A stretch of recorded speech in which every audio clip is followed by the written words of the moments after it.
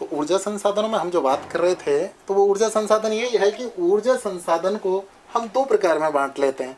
दो प्रकार में बांटते हैं, तो उसमें एक तो आता है समाप्य, दूसरा आता है आपका असमाप्य। असमाप्य संसाधन में देखिए आप, जैसे वायु हो गया, जल हो गया, तो वायु और जो जल है ये क्या है? असमाप्य, कभी समाप्त नहीं होने वाला संसाधन है। दूसरा है आपके समाप्य में, जैसे अपने कोयला ले लिया, या अपन अभी बात कर रहे थे पेट्रोल हो गया। तो ऊर्जा अर्थात वे सभी संसाधन जिनसे हमें ऊर्जा प्राप्त हो रही है।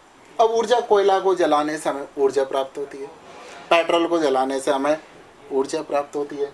इसी प्रकार वायु है, वायु से हम पवन चक्की चला रहे हैं। जल है, उससे हम क्या कर रहे हैं? एक सिस्टमेटिक डैम बना करके पानी को ऊंचाई से उतार करके, जल को भारी करके एनर्जी जनरेट कर रहे हैं। तो ये हुआ आपका ऊर्जा संसाधन, अर्थात वे सभी संसाधन जिनसे ऊर्जा प्राप्त की जा रही है उनको हम क्या कहते हैं? ऊर्जा संसाधन। इनके दो टाइप। नेक्स्ट है आपका कि ऊर्जा संसाधनों के बाद आपका उद्देश्य के आधार पर जो संसाधन है, उन उद्देश्य के आधार के संसाधनों में हमने लिया कच्चा माल। तो कच्चा माल जो है, ये कच्चा माल तीन आधार हो गए इसके। एक तो हो गया खनिज, दूसरा हो गया आपका वनस्पति, और तीसरा हो गया पशु व जीव जंतु। अर्थात खनिज क्या है? कच्चा माल है। इस कच्चे माल को हम फैक्ट्री में या भट्टी में डाल करके क्या कर रहे हैं? उसको शुद्ध कर रहे हैं, उससे नई चीज का निर्माण करना है। तो इन खनिज संसाधनों को हम सामान्यतः तीन भागों में बांटते हैं। तो सामान्यतः तीन भाग, एक तो हो गया ईंधन, अधात्विक खनिज और धात्विक खनिज। अधात्विक, धात्विक और ईंधन खनिज। अर्थात धात्विक खनिज में आपका आएगा, जैसे इस अधात्विक में लौह और अलोह दो डिवाइडेशन हो गए, लौह और अलोह। लौह संसाधन में या अपन के लौह खनिज में आपका लोहा आ गया, तांबा आ गया। अर्थात लौह खनिज या लौह संसाधन वो होंगे जिनमें लौह अंश पाया जाता है, जबकि अलोह में लौह अंश की अनुपस्थिति होती है। जैसे सीसा, जस्ता, सीसा जहाँ मिलेगा वहाँ जस्ता भी मिलेगा आपको। तो सीसा जस्ता है, इनको भाई बहन की श्रेणी भी दी जाती है कई बार। नेक्स्ट है आपका अधात्विक खनिज, अर्थात जिसके अंदर धातु का अंश नहीं होगा। वो खनिज जिसमें धातु नहीं पाई जा रही वह अधात्विक खनिज होंगे, जैसे अभ्रक है। नेक्स्ट जिप्सम है, जैसे रॉक साल्ट आता है, ये क्या है?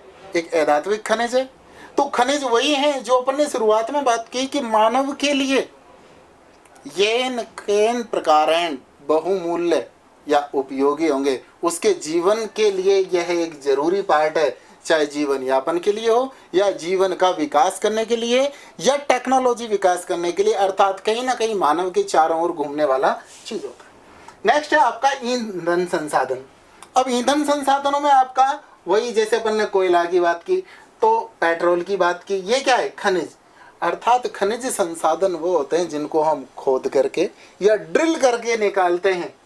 तो ये सारी चीज लोहा, तांबा, सीसा, जस्ता, अभ्रक, जिप्सम, कोयला, पेट्रोल भूमि के अंदर दबा हुआ है। इनको निकालने के दो टाइप, या तो हम खोद करके निकालेंगे ऊपरी परत हटा करके, या फिर भूमि के अंदर या जमीन के अंदर ड्रिल मशीन अर्थात छेद करके या कूप के माध्यम से इनको निकाला जाता है।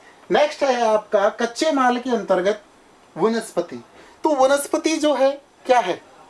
वनस्पति भूमि के ऊपर मानव के बिना किसी सहयोग के अर्थात प्राकृतिक वातावरण के साथ समझौता करके अपने आप को विकसित करती है, वो वनस्पति होता है। प्राकृतिक वनस्पति जिसमें मानव का कोई रोल नहीं होता, यह है वहाँ के जलवायु के अंतर्गत, जैसे तापमान है, वर्षा है, भूमि का गुण है, आर्द्रता है, खनिज पोषक तत्व हैं, उनके आधार पर अपने आप को विकसित कर लेती है, वो प्राकृतिक वनस्पति होती है।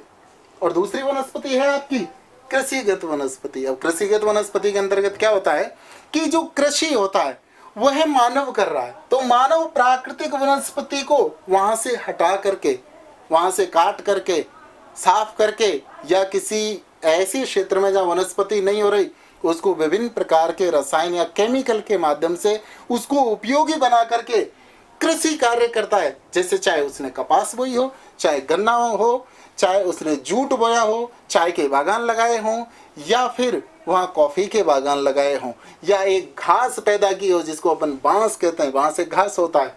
तो इस प्रकार कृषिगत और प्राकृतिक।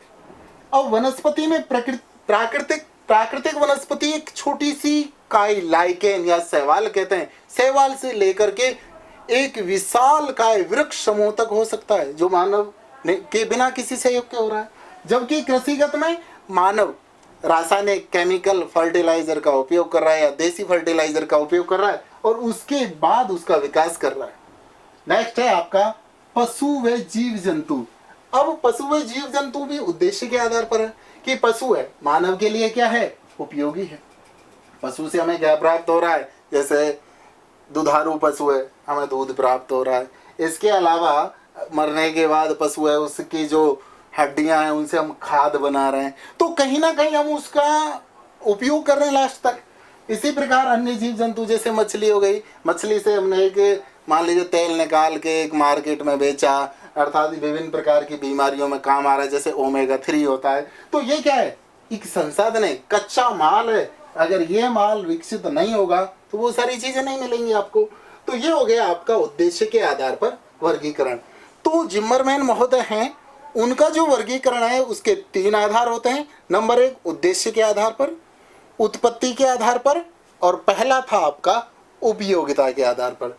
तो उपयोगिता, उद्देश्य हो गया और उत्पत्ति, 3 आधार जिम्मरमैन के यहाँ समाप्त हो जाता है आपका चैप्टर। लेकिन उसके बाद विकास हुआ, नई नई सरकार हुई, सरकार अपना स्वामित्व रखना चाहती है, तो उसके आधार पर हम जो वर्गीकरण कर रहे हैं वो वर्गीकरण आता है संसाधनों के स्वामित्व के आधार पर। संसाधनों का मालिक कौन है उसके अंतर्गत, जैसे व्यक्तिगत हो गया आपका, व्यक्तिगत संसाधन होते हैं, आपकी खुद की भूमि है, मकान है, जेवर है, वो सारी चीज क्या है, व्यक्तिगत संसाधन।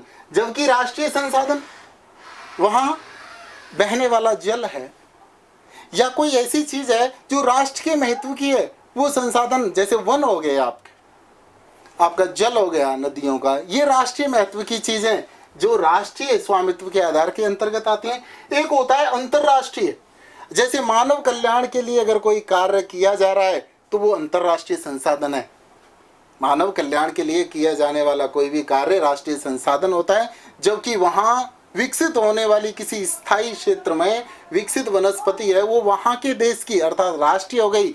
जबकि अगर आप बहुत ब्रिलियंट हो, आपका दिमाग बहुत विकसित है, तो वो आपका व्यक्तिगत संसाधन है, ना कि राष्ट्रीय।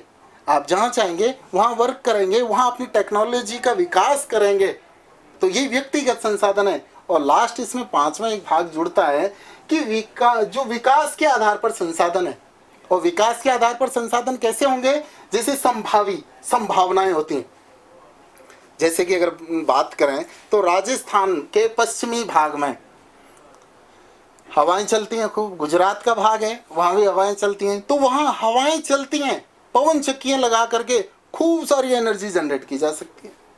राजस्थान के भाग में ही अगर सौर प्लेट लगा करके अपन ऊर्जा को संचित करें तो खूब सारे कर सकते हैं। तो ये क्या है, संभावित है, हमने उपयोग नहीं किया है, बहुत ज़्यादा काम में नहीं ले रहे, लेकिन संभावनाएं बनती हैं। इसी प्रकार जैसे जल होता है, हाइड्रोजन और ऑक्सीजन का अणु है, तो उनसे भी एनर्जी जनरेट कर सकते हैं। तो ये अभी हमने टेक्नोलॉजी विकसित नहीं हुई है हमारे लिए, सिर्फ संभावनाएं हैं। दूसरा है विकसित हो चुकी हैं, तो कुछ तकनीकी ज्ञान है जो विकसित, जैसे आज हम चंद्रमा पर पहुंच गए, मंगल पर पहुंच गए, तो ये क्या है, विकसित ज्ञान है। लेकिन संसाधन कौन से होंगे, अर्थात जैसे आज हमारे लिए पेट्रोल है, एक विकसित संसाधन है, इसके आणविक ऊर्जा एक विकसित संसाधन है। और एक होता है संचित, अभी रखा हुआ है, बचा हुआ है। अब बचने के कई कारण हो सकते हैं, हो सके वहाँ की क्लाइमेटिकल कंडीशन ऐसी हो कि वहाँ उनका उपयोग नहीं हो पा रहा, या मानव के पास इतना ज्ञान नहीं हो, इतनी टेक्नोलॉजी नहीं हो कि वो विकसित हो पा रहे हो, इसलिए वो कैसे हैं संचित, जैसे कुछ शीत प्रदेश हैं वहाँ कोयले के भंडार दबे हुए हैं, तो वो क्या है आपका संचित है। तो आज हमने जो बात की है वो जिम्मरमैन महोदय ने 3 आधार पर संसाधनों का वर्गीकरण किया है। एक तो उद्देश्य के आधार पर, उपयोगिता के आधार पर और उत्पत्ति के आधार पर। साथ ही 2 भाग और हो जाते हैं आपके विकास के आधार पर और स्वामित्व के आधार पर। तो ये चैप्टर है आपका। हम नेक्स्ट क्लास में हम अगले टॉपिक की बात करेंगे।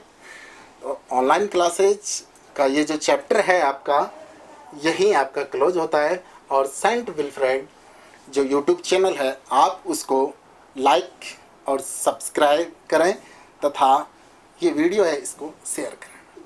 Thank you.